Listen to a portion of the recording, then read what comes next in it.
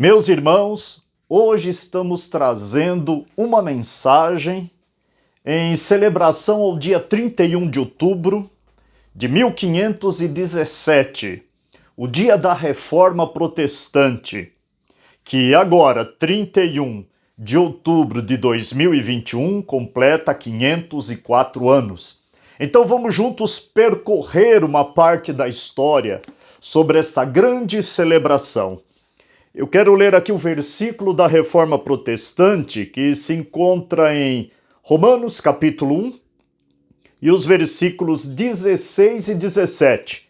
O 17 é o versículo que gerou a conversão na vida do monge Martinho Lutero.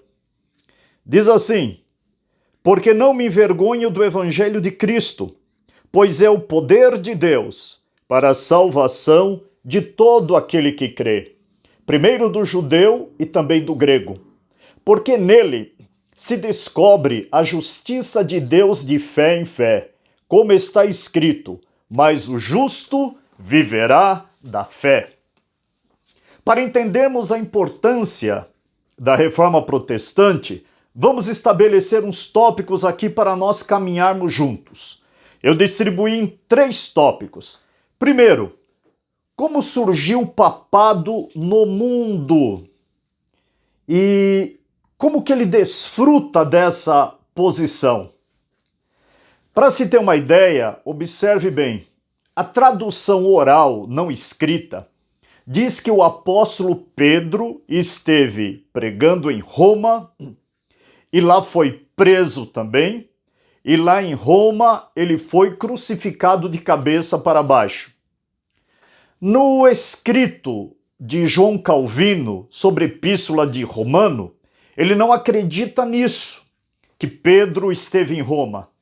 Mas a tradição oral aponta isso. E nessa tradição oral, por volta do ano 64 a 67 da era cristã, é que Pedro foi martirizado em Roma.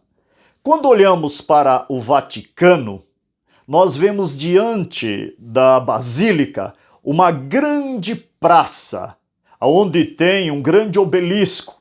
Aquela praça é chamada Praça de São Pedro. E naquele obelisco é dito que tem um pedaço da cruz de Cristo. Muito bem, nesse monte que está a Basílica e a Praça de São Pedro, era bem ali que havia o Circo de Nero. Quando eu falo circo, não é nada em comparação ao circo de hoje. Era um circo aberto teto, oval, aonde havia combate de gladiadores, corrida de bigas, e lá principalmente eram martirizados os cristãos. Cristãos, nossos irmãos vivos, eram encharcados com óleo e ficavam queimando para iluminar o circo do imperador. E bem lá entende-se que, segundo a tradição, Pedro foi crucificado de cabeça para baixo. Ser crucificado de cabeça para baixo naqueles dias não era algo anormal, porque os romanos matavam assim, crucificando em pé e também de cabeça para baixo. Mas diz a tradição que ele não se sentiu digno de ser crucificado como Senhor, por isso pediu que o crucificassem de cabeça para baixo. Mas diz essa tradição que Pedro passou a autoridade dele para os bispos que lideravam a igreja cristã em Roma. E assim aqueles bispos receberam uma delegação do próprio apóstolo Pedro. Mas isso naquele momento, naqueles anos que se sucederam, não deu a entender que eles seriam o bispo que mandaria geral em toda a religiosidade no futuro cristã. Porque até mesmo que não eram bispos de expressão que haviam em Roma, os bispos de expressão, os pais da igreja que se destacavam, eles estavam em Antioquia, na Síria, e Alexandria, no Egito. Mas por volta do ano 311 a 313, houve a conversão do imperador Constantino, quando ele foi para a guerra e os adivinhos disseram em comum acordo que ele perderia a batalha, e ele teve um sonho, e ele viu uma cruz sobre o poente, e uma voz que dizia que com a cruz ele venceria a batalha na Ponte Milvia.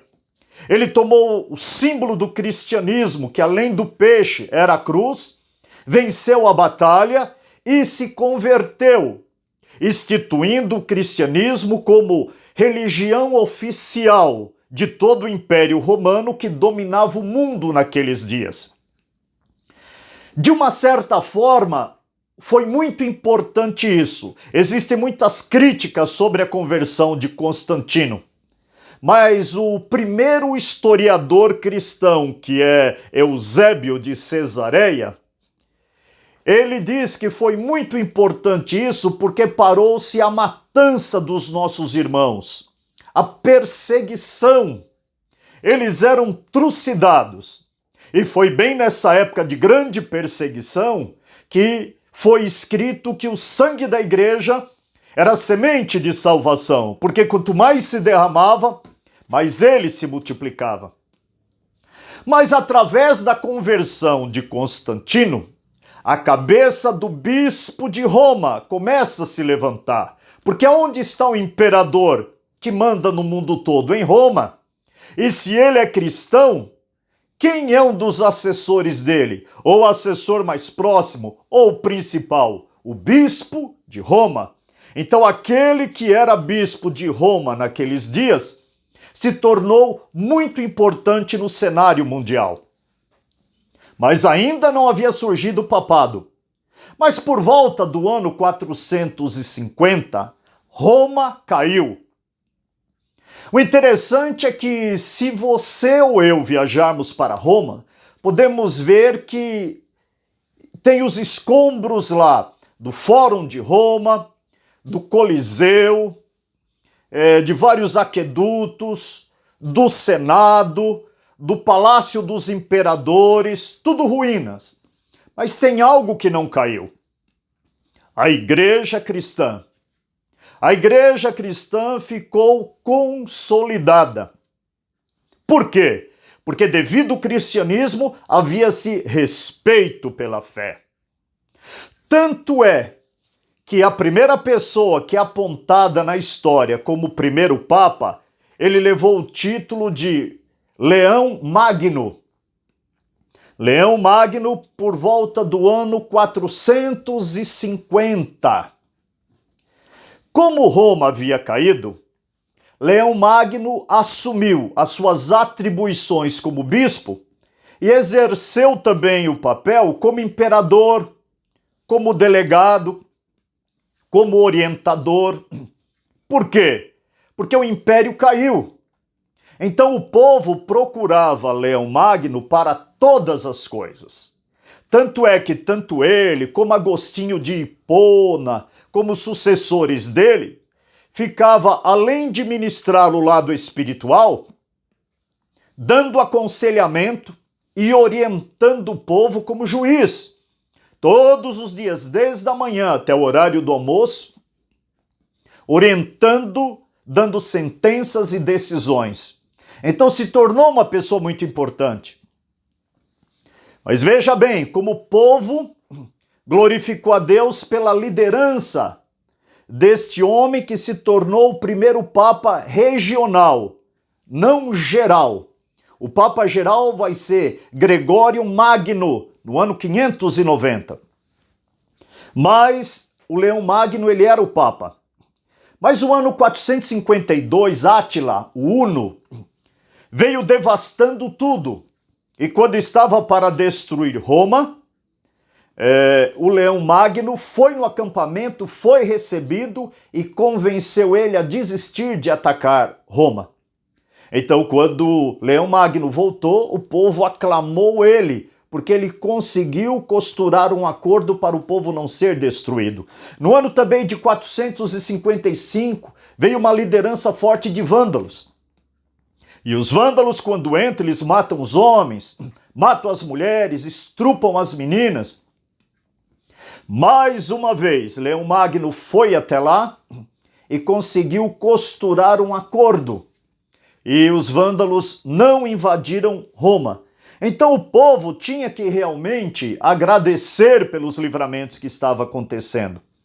Mas começou, nesse primeiro Papa, Leão Magno, a interpretação incorreta das Escrituras. Bem quando Jesus diz para Pedro, sobre esta pedra edificarei a minha igreja. Então Leão Magno começa a apontar essa pedra não como Jesus, mas como Pedro. E como não havia Pedro, havia ele era pedra. A igreja que ele liderava, ele era o cabeça. Então começou a se instituir a base sólida para o papado. Mas quando foi em 590, na época do Papa Gregório Magno, que ajudava os pobres, foi aí que a força do papado começou a se desbravar em outras nações. Ele se tornou o primeiro papa da história medieval realmente. E a interpretação incorretíssima do que Gregório Magno aplicou. Ele instituiu o purgatório, que as pessoas não poderiam morrer e ir para o céu. Tinha que ir para ficar para um lugar se preparando para poder entrar no reino dos céus. Dizendo que era como sair de uma temperatura quente e entrar numa gelada, precisava de uma preparação. É antibíblico. Ele interpretou a palavra arrependimento como penitenciai-vos. É por isso que se ficava com penitências de jejuns, de chicotadas nas costas, de pedir esmolas, por causa da interpretação errada deste Papa. E também a interpretação de Ave Maria cheia de graça. Maria nunca foi cheia de graça em si mesmo. Ela dependeu da graça de Deus que veio sobre ela, porque foi escolhida para trazer à luz o Salvador. Mas para concluir essa parte do Papa, o Papa que mais teve poder foi Inocêncio III. No ano 1198 até 1216. Foi o mais poderoso. Mas foi o que instituiu a Santa Inquisição, que matou milhares e milhares e milhares que criam nas Escrituras e não na tradição e nos dogmas papal. Esse Papa Inocêncio que dizia que o Papa é como o Sol e os imperadores como a Lua. Então, sem o Sol, os imperadores não poderiam ter a liberdade de agir como queriam. E o Papa, quando excomungava um imperador, ele excomungava o bispo também. Então não poderia ter casamento porque Deus não estava abençoando, não podia batizar criança que eles batizam, não podia fazer extrema-unção, não podia fazer missa, não se acendia vela, não podia fazer nada, porque estavam reprovados diante de Deus. Então o povo clamava, imperador, vai pedir perdão para o Papa, senão nós estamos perdidos e não entraremos no reino dos céus. E ele tirava proveito disso. Mas segunda verdade, para entendermos a reforma protestante, aonde estava a igreja por volta de 1000 anos? Depois da época dos pais da igreja, de Irineu de León, de Agostinho de Hipona, de Bispo Ambrósio, de Policarpo. Esses 1000 anos, aonde estava a igreja? Parece difícil de encontrar na história, mas preste atenção nisso. Provavelmente a igreja estava nos mosteiros. Muitas pessoas se converteram, iam para mosteiros e de lá davam ensinamento. É certo que também está registrado nesse período da era medieval que havia cultos em lares, em casas, principalmente assim na Alemanha. Então lá estavam os verdadeiros servos do Senhor Jesus. Para se ter uma ideia, nos mosteiros foi encontrado num certo mosteiro um papelzinho na parede escrito: Jesus é o meu único Salvador e meu Redentor. Louvado seja Deus. Tanto é que Lutero, ele foi também um monge de um mosteiro agostiniano. Ele foi para o mosteiro em 1505. Tinha um abade que liderava todos os monges, mas havia um líder por cima de todos que era João Staubitz. Então esse mosteiro lá na Alemanha, ele tinha tanto o abade como esse líder, e foi através desse líder, João Staubitz, que Lutero se converteu. E daí veio a Reforma Protestante. Mas preste atenção numa coisa aqui. Lutero nasceu em um lar de família pobre, mas muito rígido. O pai de Lutero queria que ele se tornasse um advogado. E ele se formou na Universidade de Erfurt, na Alemanha. Só que depois de uma tempestade que ele encontrou na floresta, caiu raios muito forte, ele fez uma promessa para Santa Clara, que se ele escapasse com vida, seria monge. E ele conseguiu escapar dessa tempestade. Agora, por que ele fez essa promessa? Lutero ele tinha um temor dentro dele. Ele tinha medo do julgamento de Deus. Ele tinha medo do juízo de Deus. Ele sentia a gravidade dos seus pecados.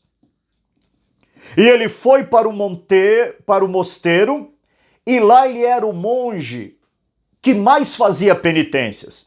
Ele jejuava tanto que várias vezes a cela, porque o lugar dos monges é chamado de cela, tinha que arrombar a porta porque ele estava desmaiado de horas excessivas de jejum.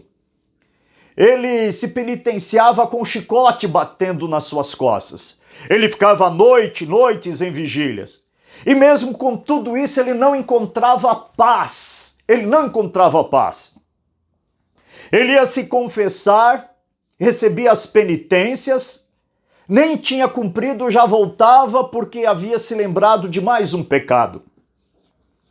E quando ele começou a ser orientado pelo líder João Staubitz, João Staubitz começou a explicar para ele, servir a Jesus não é só o Jesus da pintura.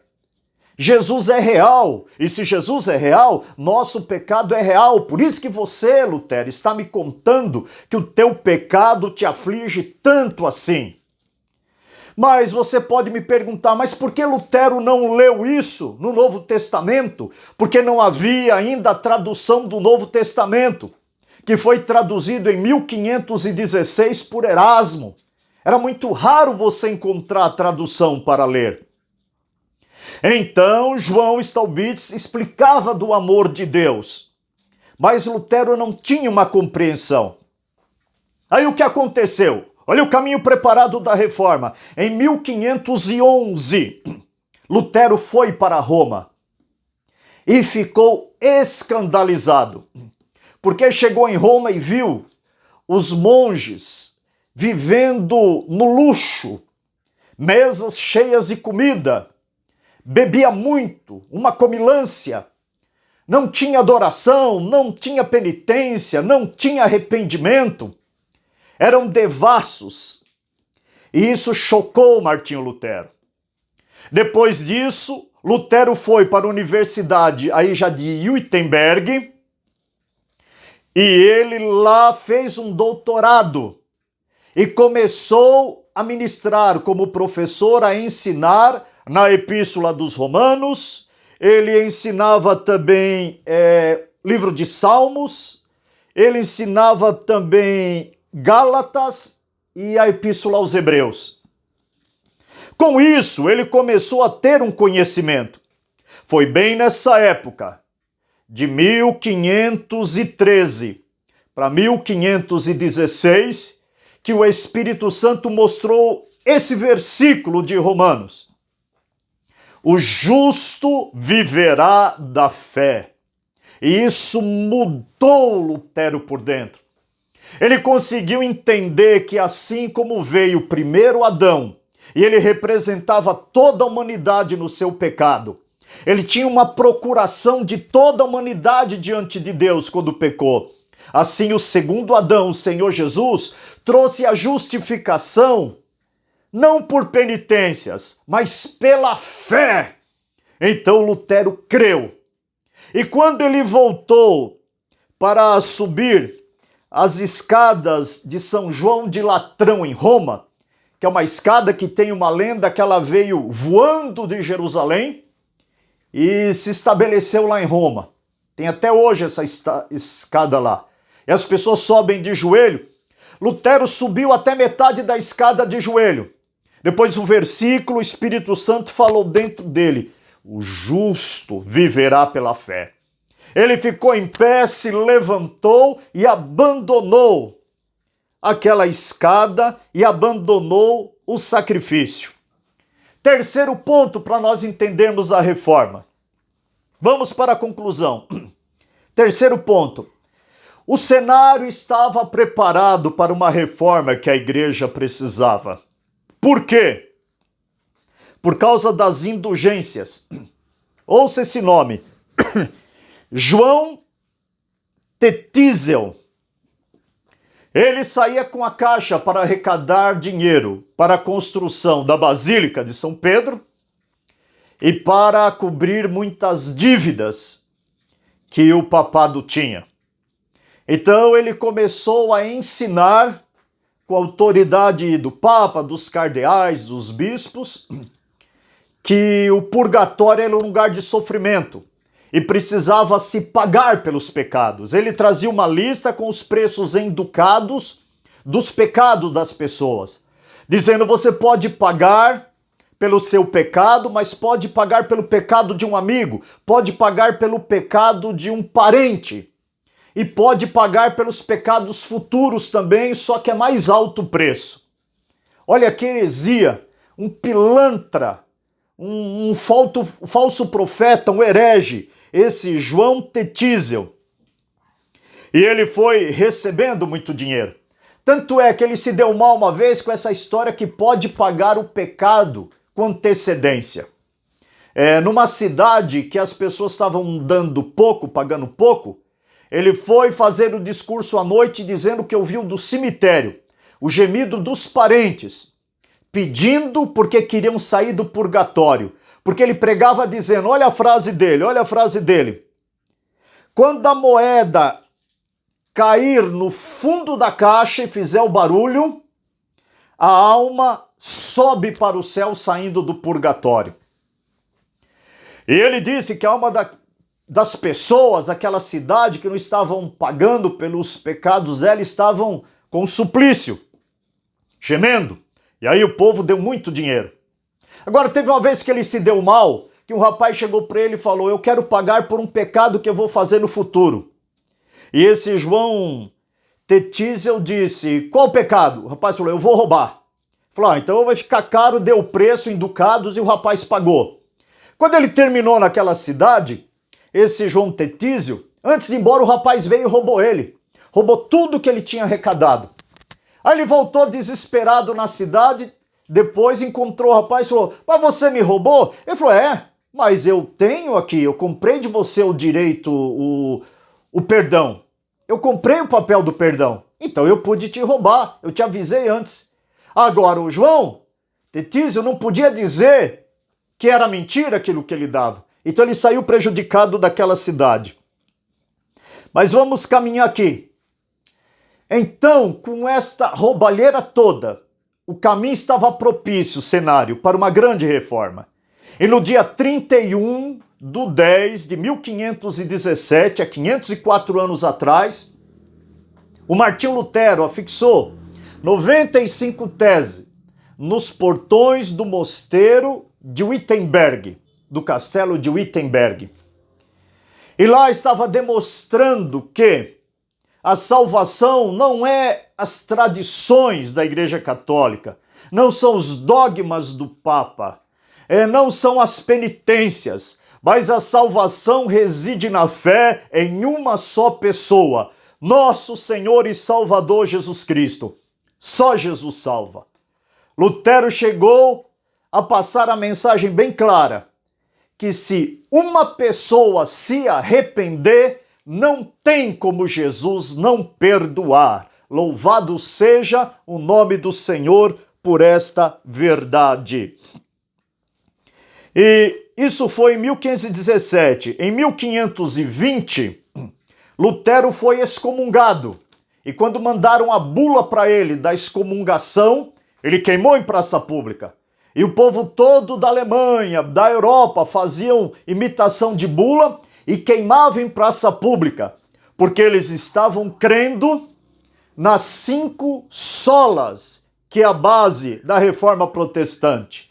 5 somente, as 5 solas. Preste atenção. 5 solas, somente a Escritura. Não é tradição dos homens, é o que a Bíblia diz. Somente a Escritura. Somente Cristo. Não é obra do homem. A salvação é obra de Cristo. Somente a fé.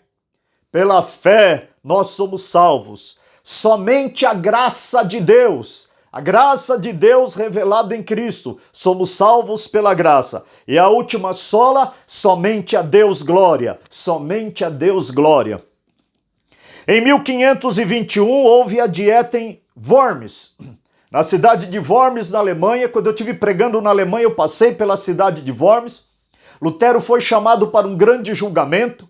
Estava lá o imperador Carlos V, estavam lá o Papa, cardeais, bispos, duques, barões, delegados. A maior corte da Europa se reuniu para ouvir o pregador, que toda a Europa estava ouvindo a mensagem que estava havendo uma grande reforma.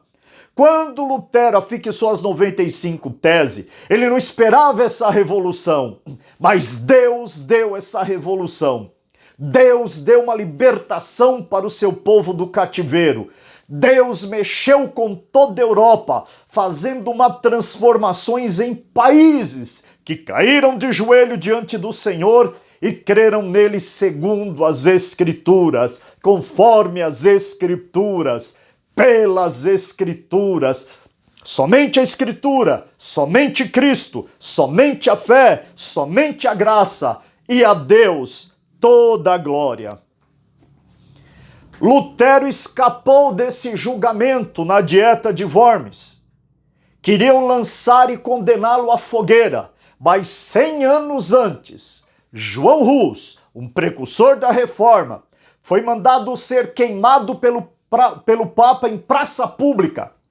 E na hora de ser queimado, profetizou, porque a palavra Hus significa ganso.